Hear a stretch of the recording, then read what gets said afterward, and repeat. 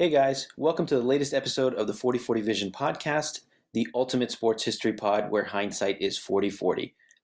Before we get started, let's pay some bills and hear from our presenting sponsors.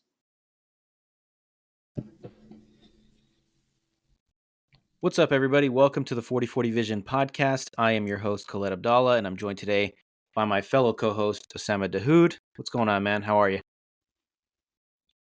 I'm good. How are you? I was doing a Bill Belichick impression I got that. So, today's topic from our very dramatic title is the death of the Patriot Way. So this Or is it? Yes, we'll discuss at length on this podcast. So the inspiration behind this was basically the Patriots being terrible for 2 years straight now, and there being a lot of rumors swirling that Bill Belichick is, on his last days in New England. There's also the Josh McDaniels debacle in Las Vegas, which called into question some of the fundamentals of the Patriot Way and all that other stuff. So we wanted to talk about the Patriot Way. How do you define it? What does it mean? When did it come about? When did it become a thing? Is it over? Who gets the most credit for it? And all that other stuff. So let's take it back. Let's take it back to the 80s, the mid 80s, early 90s, and let's talk about Bill Belichick's background. I know you've done your research. So how much about Bill Belichick and his early days have you learned, as part of this research process? Yeah, so he's the son of football royalty a little bit. Steve Belichick was a coach for the Detroit Lions, I believe. And he was kind of revered in that way. So he grew up around football, watching film. So he wasn't a stranger to it. He actually interviewed for a job with Don Shula as his first job in football, and Don Shula turned him down. Yeah, in Miami. Shula turned him down and said, "Look, kid, I know that you want to watch film for the coaches, but I want my actual coaches doing that, not you." So it was like a rejection, but it was also a compliment at the same time. He was just a little too advanced to be in a junior position. So it wasn't until he started coaching with Bill Parcells when he started to break through a little bit. Yeah, and that was with the New York Giants, where they won a couple Super Bowls, and he became the architect for that defense. So I also learned that was an incredible defense with probably the greatest defensive player of all time, in Lawrence Taylor, LT. But anyway, as part of my Giants What If podcast that I did a couple weeks back, I learned that the Giants considered having him as the the heir to Bill Parcells, but the reason they didn't is because he was too weird, which I think which tracks, right? The owner of the time of the Giants was like, this guy is a little too weird. He cusses a little too much, doesn't have much of a personality. So we're going to pass him up and hire someone else. And of course, he ends up in Cleveland, where he does okay. I think they had one playoff win, one playoff season, but he's not much of a success there. And then he bounces around, does some assistant jobs, things like that. Anything else you want to add about his early career before the Patriots, or at least because there's some funny stuff between him and the Jets that I think we can talk about as well. Yeah, I mean, in the beginning, he didn't hit the ground running. It wasn't always Bill Belichick was amazing all the time. He got into it with Gary Jeter. He was on the Giants staff, who was ignoring Belichick one day, and he just cussed him out and said, "You guys were 6-10 last year because your special teams is shit," and gave him an earful. And everyone got quiet, and it was an acknowledgement that, okay, this guy's for real. He's not really screwing around. And from there, that kind of said something like, okay, we're going to have to listen to Bill. Bill understands this. But it wasn't until at the Giants, in the beginning, they more so admired his dad than they did him. So in his 20s, it was a little difficult. But in 1985, Bill Parcells handed the keys to the defense to Belichick and said, "You're going to run with this." And no one was really happy about it in the beginning. You mentioned Lawrence Taylor, and he's like, "You got to be kidding me, man! Like, who is this guy? Why is he going to run our defense?" But he earned it. He channeled his inner asshole, him and Parcells together, and they got it done. And yeah, as we said, they did win 2 Super Bowls together. And they obviously had a great relationship because he followed him after the Browns job, which he was supposed to stay on as the Browns coach when they became the Ravens, but apparently the ownership, for whatever reason, maybe they wanted a coach with a little more personality, whatever. But they fired him before they moved to before they moved to Baltimore. He ends up back in New York, but this time with the Jets with Bill Parcells again. They do okay if they don't have that same, obviously, Super Bowl success. And then he's actually supposed to take the Jets job when Bill Parcells moved on, and he actually took it. He was under contract. He agreed to it. And then in a really bizarre moment, which I can imagine how people would have reacted, like in the social media era, if this happened. Like, a lot of people still talk about the Adam Gase press conference where he looks like zonked out of his mind. Nick Sirianni, I think he was crying at some point. He was just really awkward. So I can just imagine Bill Belichick coming up to the podium in New York City with a napkin. He literally wrote it in a napkin, like, "I resign as HC of the NYJ." Just like, he doesn't even have the decency to write the full thing out. And he goes on this long monologue, which we've seen him, the mumbling he does. And for 30 minutes, he talks about why he can't take the Jets job. And he ends up taking the Patriots job. And yeah, there's a whole thing, and the Patriots have to give up a first round pick for it. Do you know about any of this stuff? That like this bizarre history of him leaving the Jets at the altar? I saw it in a documentary somewhere. I don't recall the details. It just seems like he was there, and he found my opinion, I think he found that there was a lot of incompetence going on with the Jets, and he goes, "I don't want to be in this place. I'm going to go to Foxborough and work out of there." Which makes sense, right? I mean, the Patriots pre-Belichick, or I should say more so pre-Bob Kraft, were not a great team at all. They were like one of the worst teams consistently in the NFL since the AFL days. They were more known for having like the goofy mascot on their helmet, which people like now, the guy snapping the ball, but they were awful for a very, very long time. Yeah. Yep. I think he wanted control. Mm-hmm. As we've seen with the Patriots, he picks his own staff, he drafts his own players, and it's possible that at the time Woody Johnson appeared to him to be a little meddlesome. And very quickly, he's like, "I'm not going to get caught up in this." And you can tell he's very quick to make decisions. He's a no nonsense guy, and he's like, "Okay, the Patriots are giving me carte Mm-hmm. blanche to do whatever I want. That's the kind of job I want." Basically, yeah. And, when they hired him, he became the GM and the head coach, which I think is a big thing he learned from Bill Parcells, right? That famous line, like, "If you want me to cook dinner, you have to let me buy the groceries." Something like that, I'm paraphrasing. But, Parcells with all his wit. But he used to say that, The and I big think tuna. the big tuna, best nickname in sports, maybe in football. But I think Belichick took that to heart, and he was like, "Yeah, if I'm going to be making dinner, I want to be able to buy the groceries." And Kraft, who, to his credit, had taken this team that was probably, I don't know, like fourth fiddle in Boston behind the Bruins, behind the Red Sox, the Celtics. Like, nobody gave a shit about the Patriots in the 70s and 80s, and even in the 90s. Maybe when they got to the Super Bowl in the mid 90s, but this was obviously not the Patriots that we know today. So he takes the Patriots job. They go 5-11 the first season, but there's a quick turnaround. What drove that turnaround?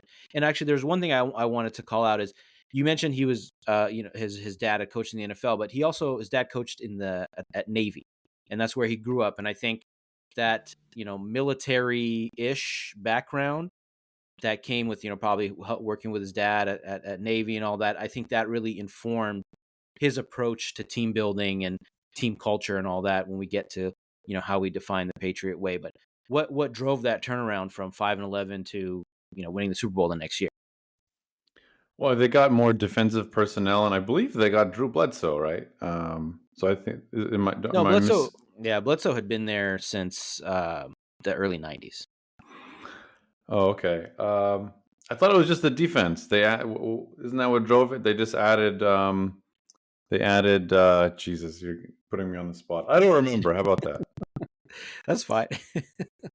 Yeah, I mean, it was the defense. They went from basically having, a top, I think they were top 20 defense to having the number one defense in the NFL or top 5 defense.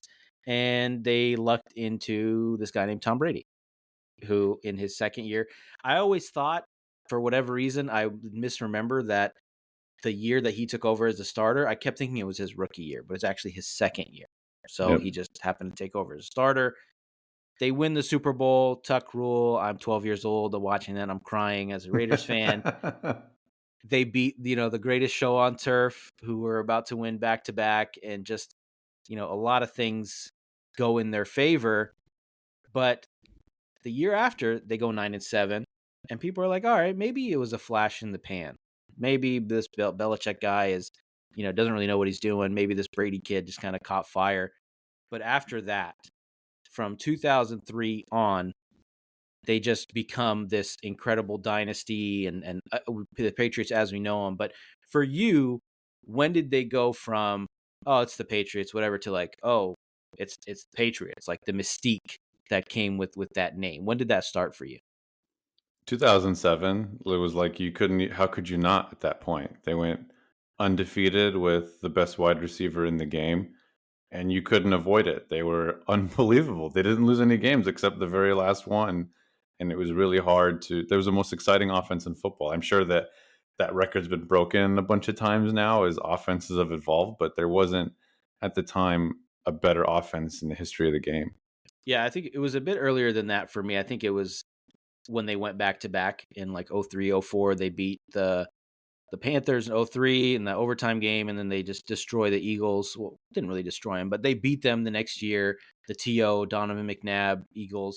And I already hated this team because of the Tuck rule and all that. So, watching that, and they're going, 14-2 every year, 13-3, whatever it is. So I think that those early days, like maybe I'll say 4 or 5 years in, when they had already won a few Super Bowls, and it was just like, okay, like these guys are going to be a problem. Brady was still young, and you see the defensive brilliance of all these guys, at the Hall of Famers that they had at the time, Richard Seymour and Ty Law, and like talking about like the early days, Willie McGinnis, guys like that. But as far as the Patriot Way and calling it that specifically, for you, when do you think that became a thing? And we can talk about what it really means, but when did that become a thing for you? Well, we didn't really start hearing about it until at some point after looking into the success, right? Other teams want to know, how are the Patriots so much better than everybody at this? Everyone's looking at the same players and they're all trying to win, but the Patriots seem to be doing it a little bit better than everyone else. So the coin was termed at some point in the early 2010s, probably commingled at some point around Spygate and Deflategate, probably like added awareness to whatever the Patriot Way is supposed to be. And I mean, we'll get into what actually makes the Patriot Way. I think it became a thing as, well, Tom Brady is taking less money to stay with the Patriots, and so they can keep building and keep the defense strong, because that was kind of the crux of what made them relevant in an easy division. The defense was very dominant. So I think that's when the Patriot Way became a thing. Yeah, I'd say it's like kind of late stages of the dynasty when the term became, part of the pop culture or whatever, the sports talk. So how do you define it? What is it when you hear the Patriot Way? What does that mean to you? Yeah, it's funny. Seth Wickersham wrote a book called It's Better to Be Feared. And according to his report, they don't really use that in Foxborough. Like, they don't call it the Patriot Way. It's not like in the Constitution of the Patriots to call it the Patriot Way. But it's like this emotionless strive to win is the best way to define it. Like, it's you only blame yourself when you look in the mirror, and you're emotionless, trying to pursue victory. It's team first. There's ego at the you leave your ego at the front door. It's a combination of those things. Wickersham said that they were studying it in schools. That sounds a little overstated to me. But like, the players would talk about how their game plans would be presented to them like in the middle of the week on, say, Tuesday or Wednesday. And then when they'd get the game plan installed, it would undergo a bunch of revisions and adjustments all the way down to kickoff. So it's like a theory that was very malleable that carried through their dynasty. Yeah, I think you hit the nail on it. I mean, I think that the ego part, leaving your ego, your personality at the door. I mean, which sounds like a negative, but yeah, leaving your personality at the door. It's very militaristic. It's like, which I think that's where the whole Navy thing comes in. It's not about, you use all the cliches, right? It's not about the name on the back of the jersey. It's the name in the front. It's do your job. I think they didn't call it the Patriot Way. I think their whole thing was just like, do your job. That was their motto, and they always talk about that. And I think they took that approach early on, where it was like, we're not about stars. I mean, if guys become stars, then sure, that's great. But we're not going to build our team around stars. Like, instead of paying one guy $50 million, we're going to pay four dudes $12 million, because we know it's about depth. It's about like spreading out your talent versus being hyper focused in one player, one position. I mean, it helped. You brought up Tom Brady would take a pay cut every year. We can talk about how much money he made in his role in all this, but it was really, they took that same approach to team building.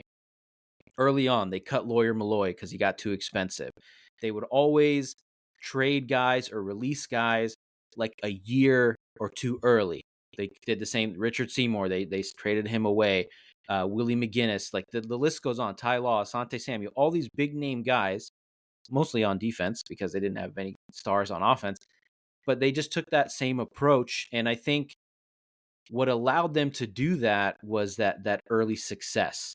And I think there was a lot of other factors. I mean, do you think of any other factors that go into how the Patriot Way was defined and why it was so successful?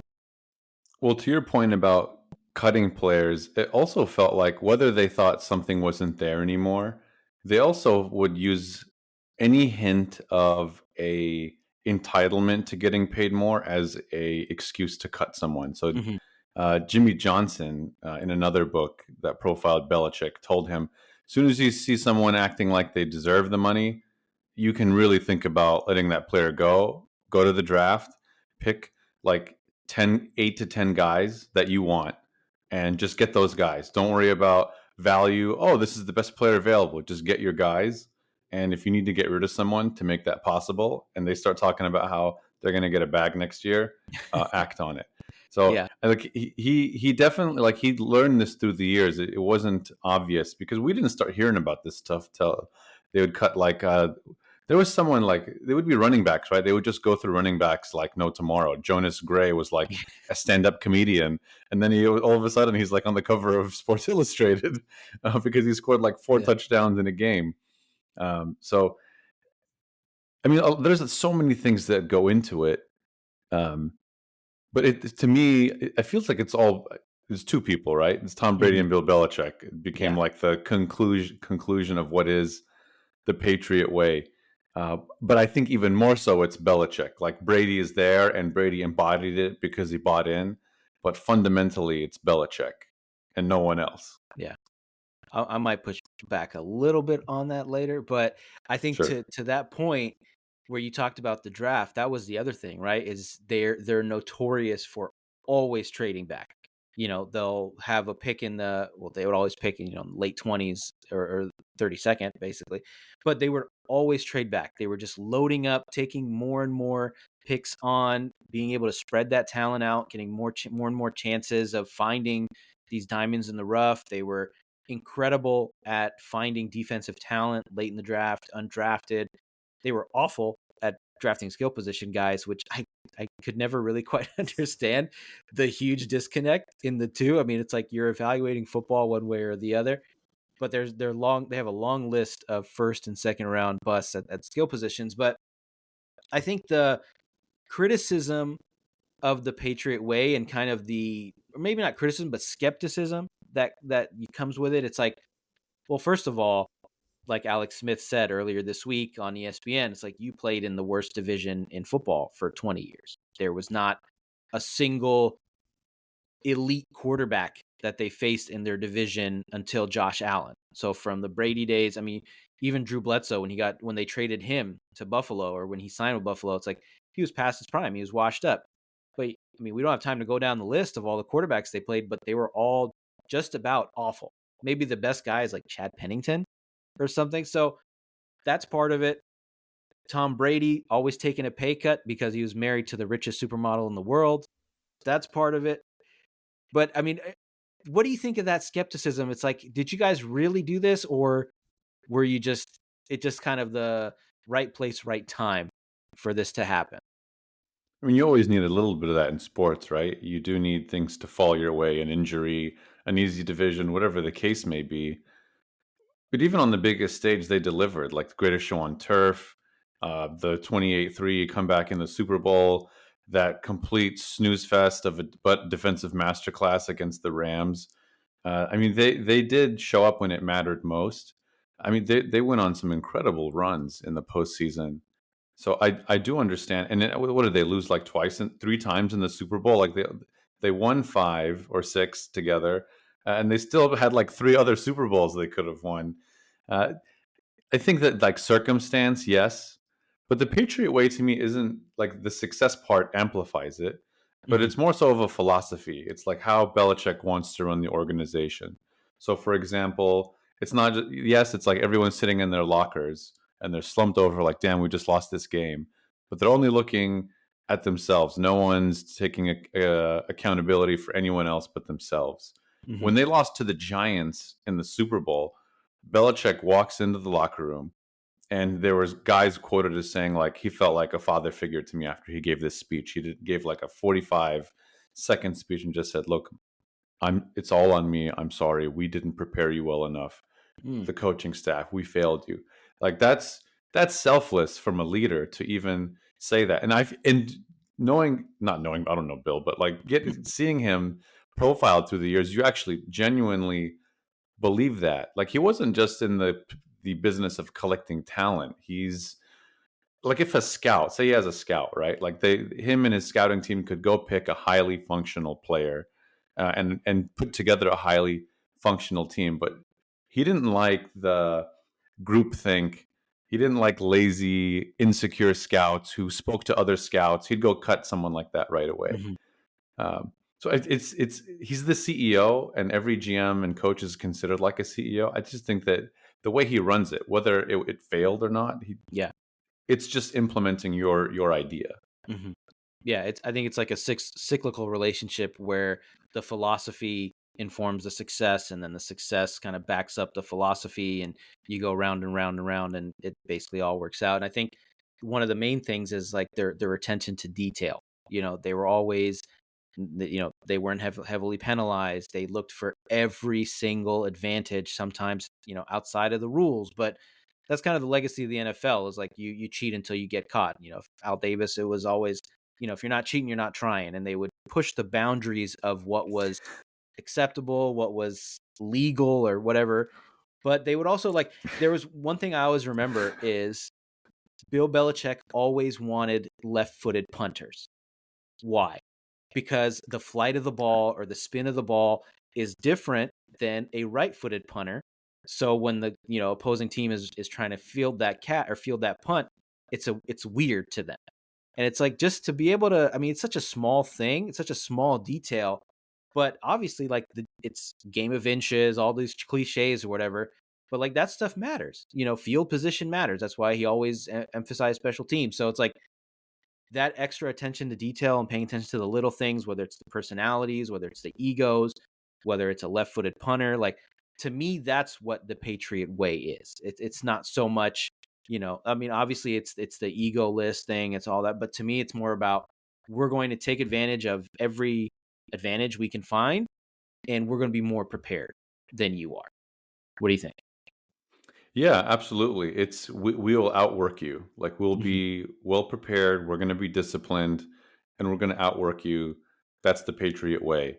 Um, It's funny, but they're also, like you said, they'll bend the rules if they have to, Yeah, right? it's a nice way to put it. Yeah, they'll bend the rules. Yeah, yeah. Whether they allegedly or not deflated footballs, and they were recording practices. There was a quote I saw somewhere that was like, "There's nothing that they're not aware of. They're very Mhm. well aware of everything going on."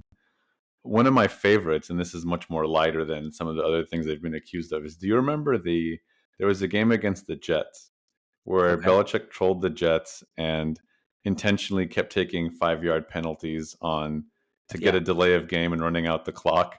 And then Yes. the camera turns to him and he's kind of got this just smirk, just like shit eating smirk on his face, Yeah. like delighted and like just gloriously like, yes, I did this to the Jets. So in Tom Brady's last game, Mike Vrabel did this to Yep. them too, I was and he just was about to say that. furious. He was so pissed. He was so pissed. Yeah, he's the only successful Belichick disciple. We'll talk about that too. But yeah, I think that was like the only time I've seen him smile on the sidelines, aside from like winning a Super Bowl. Um, but let's talk about Tom Brady, because I think there's been a lot of conversation recently in who was responsible and who wasn't, and I think it's relevant because I think that conversation always comes up when it comes to a dynasty or a coach and a great player that are tied together. Like for the Warriors, is it the culture of Steve Kerr? Is it the culture of Steph Curry? For the Spurs, is it the culture of Tim Duncan? Or is it the culture of Greg Popovich? And so when it comes to the Patriots, I think you said that it was because Tom Brady bought in, but to me, it's he was the one that was like, obviously Bill Belichick was the driver because he's the coach and the GM and all that, but I don't think any of this is possible without Brady buying in, and basically like he embodies the Patriot way. No ego, he doesn't have much of a personality. He's this handsome dude. He's the GOAT, but he's not doing endorsements and he's not doing commercials or anything like that. So to me, it's like I give him I think more credit than most folks. What do you think? I think that's fair. Tom Brady delivered at the end of the day. Belichick wasn't throwing footballs out there. It was Tom Mhm. Brady. But at the end of the day, like the way I look at it too is he had a he did have a crap division and he had an amazing defense by a defensive mastermind. Like when he went to Tampa Bay, he didn't go to, the Jets. He went to Yeah, they had like a menacing pass rush with four guys. They had a pretty good secondary. Like he didn't go to a team that they were couldn't. loaded Yeah. with talent. Yeah, he had like one of the best wide receiving cores you'll ever see with his buddy Gronk catching and blocking for him. Like that was also like a well-built team. I mean, to his credit, at 46 years old or whatever, should be the case. You shouldn't be playing like a pickup game at the rec center at that age. You should be like playing with like the best possible team you can. Uh, but that's why it's narrowed down to two people, right? Mhm. There were plenty of other coaches that worked for Belichick, and I think I don't want to take too much away from getting to this later, but it's all the Patriots ever needed. And yeah, Yeah. he did win without Belichick, but it was a similar situation. He just had Mm. better wide receivers, but the same formula. So it seems like if you punch Tom Brady into, because he's a great quarterback, a good defense, he'll win the title. If you put Aaron Rodgers into, or Peyton Manning into a Bill Belichick team, they'll execute the shit out of that, and they'd probably have more titles. And they'd have more titles if Tom Brady didn't exist either, for that matter. But Yeah. um, Very true. for me, like, yeah, you have to give Tom Brady maybe a little bit more of the credit than Belichick. But without Bill Belichick, there'd be no Tom Brady. He Yeah. believed in him. Uh, I agree. I think it's simplistic to say it was all Brady or it's all Belichick. I know it's not fun to have it was both. Let's be reasonable and rational and give both guys credit. It's like, well, Tom Brady's probably not winning a Super Bowl or six Super Bowls without, top five defense or number one defense almost every year. And then Bill Belichick is not winning a Super Bowl or even making to the playoffs without Tom Brady, as we've seen. So it matters who your quarterback is, obviously, but it maybe matters a little bit less who your coach is because Brady won elsewhere. So I don't know. You could talk about this and you could talk in circles about this, but I do think the easy answer, even though it's kind of boring, is both guys were ultimately responsible. And it's a symbiotic, cyclical, whatever word you want to use, relationship here. So, but let's talk about Brady again. Has your perception of him changed, or did your perception of him as a person or personality or a player change after he left the Patriots, or were you kind of consistent the whole time? I mean, he kind of reinforced that he really is, the best quarterback in terms of accomplishments, and even in just those big moments. Like sure, you can say an Aaron Rodgers or a Patrick Mahomes looks more talented, but Brady is like the most FU quarterback ever. Like the way he just like, for me, that game against the Broncos, I think it was the Deflategate year. They had to knock him down like 30 times to barely win that game. They just sent 2 polar bears at him, Malik Jackson and Von Miller, and that was the only way to stop them. The Giants with their pass rush, like Brady was just like Frankenstein. That's what it always felt like through the years. Yeah. So my perception of him didn't change. I think what did start to become apparent, and the Patriots at the time really denied this, was when that story came out about how Belichick and Brady's relationship was always kind of cold and transactional, where Brady's relationship with Robert Kraft was much more friendly. It's kind of easier, I guess, for the rich guy with all the success to just love the star player. And I think that towards the end, he got sick of it. He got kind of sick of Belichick treating him like an employee, and he started to call himself an employee of the Patriots, which kind of like he's kind of playing down his role there even more, kind of rubbing it in. Yeah, I just kind of work here. And you can kind of see that. Like he had that, what was his, Alex Guerrero, right? Yes, the doctor that wasn't really a doctor. The TB12 method. Yeah. Yeah. So Belichick was like a control freak, like we talked about. He's like, get this guy out of here. I don't know who he is. He's not a doctor. He doesn't work for the team. He works for Brady. I don't want him here. And I think that was like the last straw for Brady. Like, okay, look, I want to take care of myself a certain way. I want this person here. Oh, you don't want this person here? All right. I'm like sick of this shit and not saying anything because we're not supposed to. I want to go do podcasts. I want to go do crypto commercials. Like, enough of this shit. Yeah. I want to get drunk on a boat during the Super Bowl parade, the boat parade they had in Tampa. Yeah. And to me, Brady was always this cold, emotionless guy. He was, the only time he would get fired up is when he was yelling at his receivers or Josh McDaniels on the sideline. So we didn't get to see his personality. And that was, definitely by design.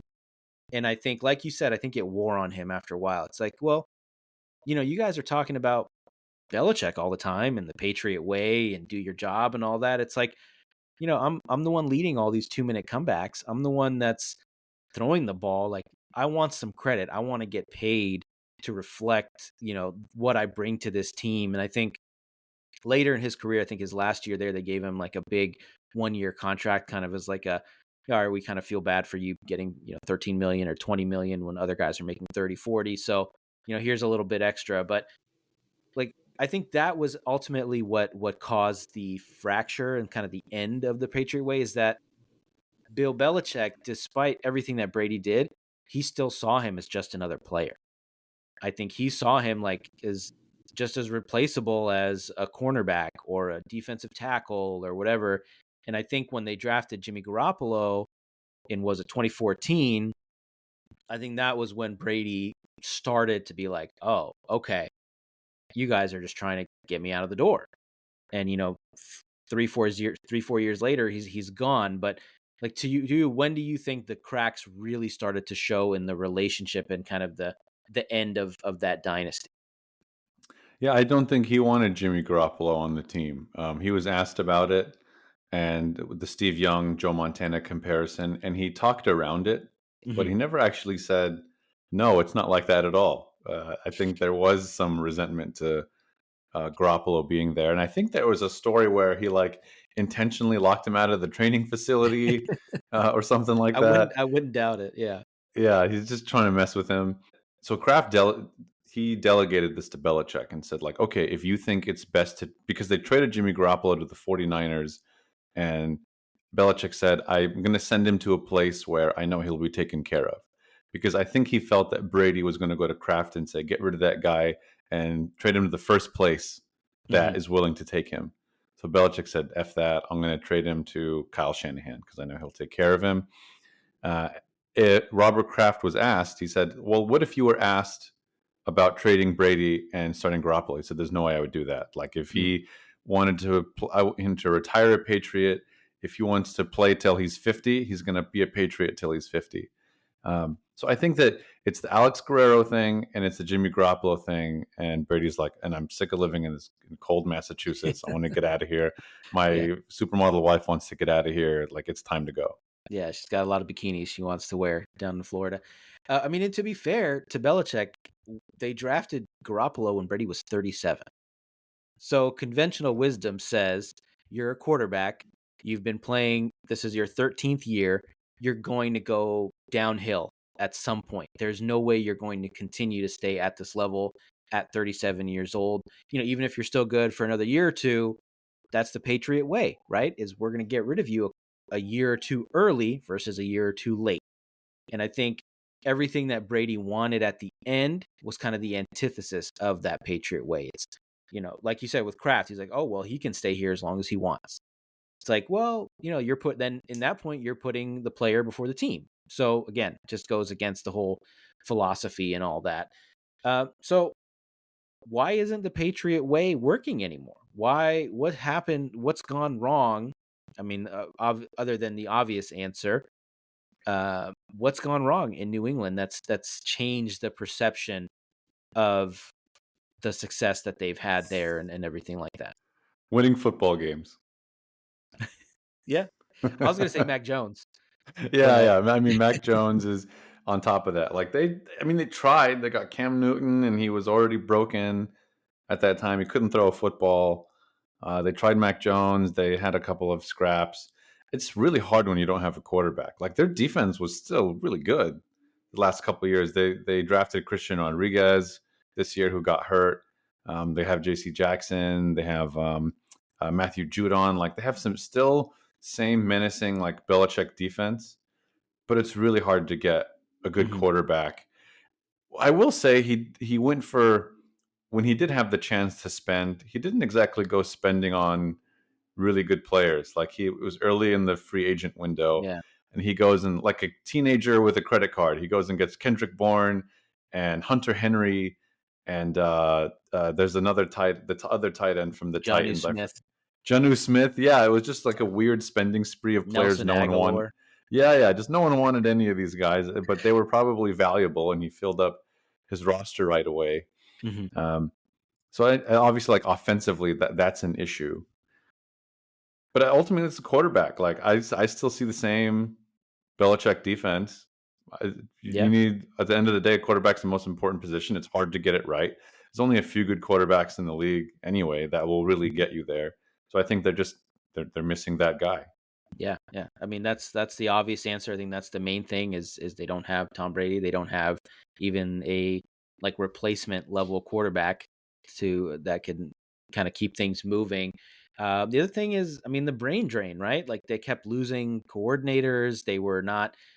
He was hiring his sons as like defensive assistants, Matt Patricia, Joe Judge. Like all these guys that shouldn't be coordinators are basically running this team alongside him. I think he's also just getting old, and I think it's normal, right? He's in his 70s. He's obviously not going to have the same fire and drive to like come to work every day at 4:00 in the morning, like Sean McVay or some of these like younger dudes that are crazy workaholics. It's just, so the easy explanation is, oh yeah, it was never Belichick, it was always Brady, and that's kind of the hot take on Twitter. But it's like there's a lot more to it than that, and I think all these factors combined, but the primary one, of course, is the quarterback.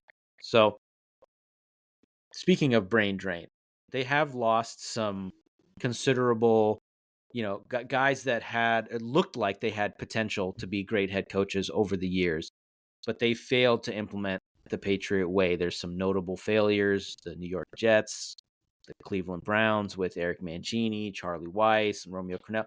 The list goes on and on and on and on. Josh McDaniels, definitely got to mention him multiple times. why have these guys just failed completely and just fallen on their face trying to replicate the Patriot Way somewhere else? Yeah, it was interesting because a lot of those guys, McDaniels was like the last one to not get a job. All of them got jobs. Bill O'Brien, Romeo Crennel, and the list goes on. And Josh McDaniels didn't. And those guys didn't didn't click the same way. It felt like maybe they brought some of that with them, but it wasn't reflected on the football field. Um, but it seemed like to me this goes back to Belichick. Belichick is the system. At the end of the day, best way to describe it, I would say, not just philosophy, but I think it's pragmatism. Like Mm-hmm. a lot of football teams use data people, the 49ers, the Browns. And there was thought to be this Moneyball approach that the Patriots have this staff that figures it out. And with Belichick, it's like, guys, we lost today because we just didn't tackle good. Like for Belichick, it's a Mm-hmm. matter of pragmatism. When it goes to McDaniels, I think there was a feeling that maybe it's the Patriot way. But Michael Lombardi was quoted telling Seth Wickersham, it's all Belichick. These guys Mm-hmm. are fine, but there's the reason why those guys didn't succeed is like they were employees here, but Belichick is the brains of it all. So look, it's Yeah. not like those guys were like terrible coaches, but they stood next to an all-time great who developed this system. It's really hard to go carry that somewhere else when you weren't the brains behind it all. It's very Yeah. different than the Shanahan coaching tree, which is behind like a run blocking scheme that seems to work everywhere. It's worked in the league for like over 30 years. So Yeah. it's very different when your philosophy is implemented as more like a culture versus when it's very schematic. It's culture, it's that attention to detail that we've talked about. And I think a lot of it is the personality and the cachet that it comes with Bill Belichick, right? When, a couple Super Bowls in, if Bill Belichick tells you, check, leave your ego at the door, don't do commercials, don't do whatever, we're gonna watch your social media, all this stuff. It's like, yeah, it's freaking Bill Belichick. This guy he's the greatest coach of all time. Yeah, I'll do whatever you want because I know we're going to win. We're going to be successful. If you're Josh McDaniels, Eric Mangini, you're trying to be a hard ass and you're talking about, oh, we're better watch what you post on social media. We're going to monitor all of that. Don't talk to the media. Don't do this. Don't do that. And you don't have like the same people skills, the same personality, the same man management skills, to use a soccer term. Like you can't fake the funk, basically. If you're not Bill Belichick, you're not going to be able to do Bill Belichick things. If you're Josh McDaniels and you're telling a quarterback or a tight end, your star tight end or your star quarterback, hey, leave your ego at the door, do exactly what I tell you, blah, blah, blah. It's like, well, no, I know better than you because what have you done without Bill Belichick? But of course, with Belichick, anything he says goes because he has that cachet. And then obviously, they didn't have Tom Brady. And we talked about him buying in, obviously not even just from a talent on the field perspective, because some of these other guys had talented teams and talented quarterbacks and they still failed, but they just didn't have that superstar guy buy in to their culture and everything like that. So it's just like it was all fake. And I think that was the problem, is it wasn't authentic the way it was with Belichick, and they didn't have that same cachet or pull that came with it. So it's about 12 weeks into the 2023 season. The Patriots are likely picking in the top 2, top 3. They're probably going to get another quarterback. Is this the end for Bill Belichick? What do you think happens next? I mean, do you see him? Because a lot of people talk about him chasing that Don Shula record for the most wins in NFL history.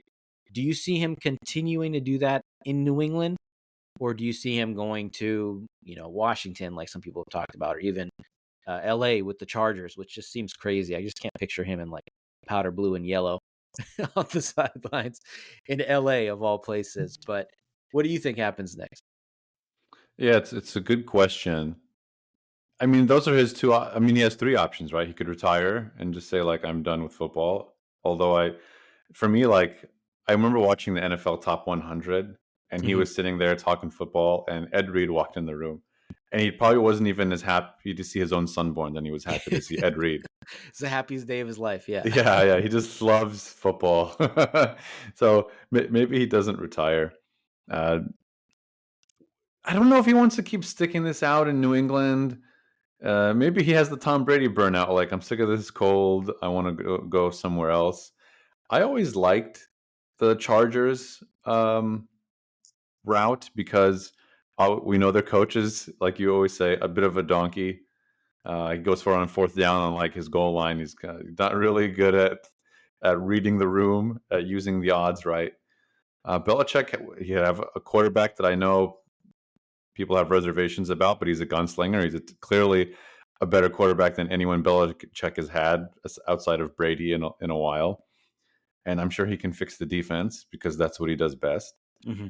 I like the idea of his best shot being, let me just do what Brady did and go to a better situation. Like go to where, like, I got the quarterback now. I can make the defense. I'm out of here. What if they do end up, picking number 1 or number 2 or whatever, and they draft Caleb Williams or Drake May, these top 2 quarterbacks. People made the comparison between, Pop and getting Wembanyama and that kind of thing. Do you think that would convince him to stay, or are we just kind of overreacting to a couple bad seasons in a row? And you think he'll stick it out because he's maybe not loyal to the Patriots, but he's loyal to his legacy?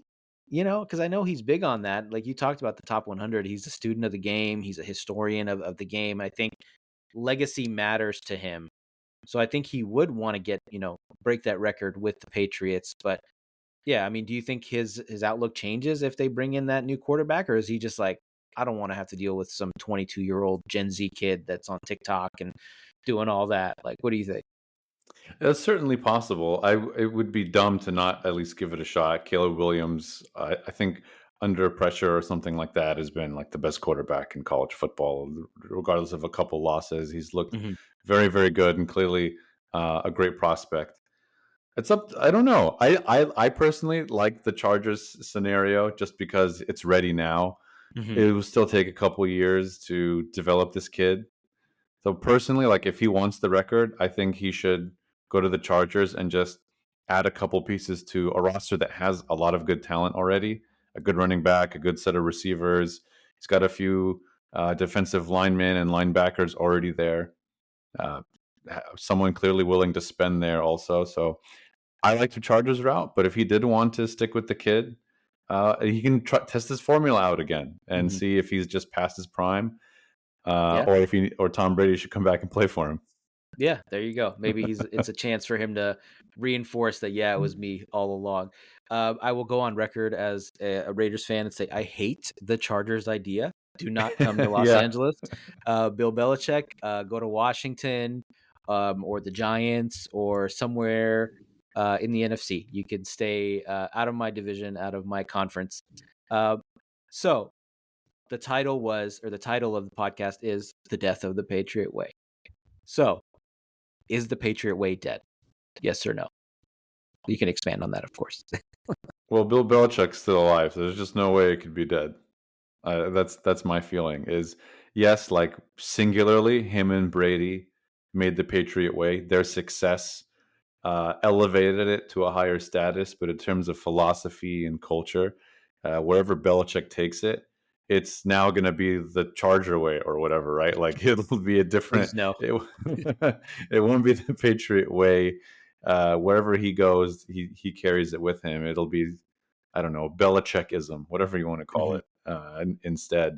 So I don't think it's dead. It could be that it's taken a break in terms of the success element of it, but the attention to detail, the discipline, the other stuff that has made it what it is, I think, whether he gets a top pick or he goes to a new team that's ready, I think we'll see it back on track. Yeah, I think it is dead. I mean, it's no fun if we agree, but I'll tell you why I think it's dead. I think for some of the reasons why it was kind of fading in the first place is his age. He's not the same dude that he once was, which is okay. We all, Father Time is undefeated. He's not going to be grinding tape the same way he was, 10, 20 years ago. So that's a big factor. I think anywhere he goes next, I think they would be honestly foolish to give him personnel control. I think even the Patriots need to take some of that away from him because, you look at their drafts, like the last 5 years, like obviously we talked about their skill position guys, how many of them they've whiffed on. But I think just in general, they've just not drafted well. Like obviously everyone's going to hit once in a while, but I think like in totality, they have not drafted well. And if he's the GM and he's not putting in the same time that he used to because of his age or whatever, I think they're going to have to take some of that away from him, whether, it's in LA or if he stays in New England. So I think if he's not buying the groceries anymore the way he used to, I just don't think that he's able to give the game the attention that it needs. I mean, I think he's still obviously like an upper echelon coach as of today. I mean, look at the awful coaching we see in the NFL on a weekly basis. I mean, Josh McDaniels had a job, Brandon Staley. Every week, there's just donkeys out there doing donkey things and making bad calls. And, so I think just because he's Bill Belichick alone, like that gives him a leg up on everybody else. But I just think the way that he used to, dominate every little thing, I think it's not going to happen anymore. And that's fine. It's the end of an era. It's a star driven NFL now, I think more than ever. 2-3 blue chip guys versus having, that talent spread out. Am I being dramatic? What do you think? I think you're calling him old. I think this is age shaming. I think that's what you're doing. You're like, well, a little bit. He's 70 and it's not going to work because he's going to fall asleep during the games now. He's going to take a nap on the sideline. Yeah, right. Maybe it's ageism. Yeah, that's all. But I'm glad we disagree because it's not fun if we agree the whole time. So yeah, I mean, I like I said, I do think it's over as we know it. I hope he goes to Washington or something like that, somewhere away from the AFC, or maybe he comes to the NFC West and torments you guys out west. So, but yeah, any final thoughts, man? Anything, parting words for Bill Belichick and the Patriot Way? I hope he doesn't go to Seattle. He could, right? From one old guy to another. Yeah. Right. No, I mean, hell of a run, Bill. Either way. Yeah, we've suffered at his hands for too long. Well, you guys haven't, but us Raider fans have, and everyone else in the AFC. So that's it for the podcast. Thank you guys for checking us out. Thank you, Osama, for taking your time here today. Make sure to leave us a review, subscribe wherever you're listening to this podcast. Make sure you hit that subscribe button. If you're watching us on YouTube, got a bunch of cool content there. Check us out on TikTok, Instagram, Twitter, all that good stuff. Thanks, y'all. Peace out. Bye, everyone.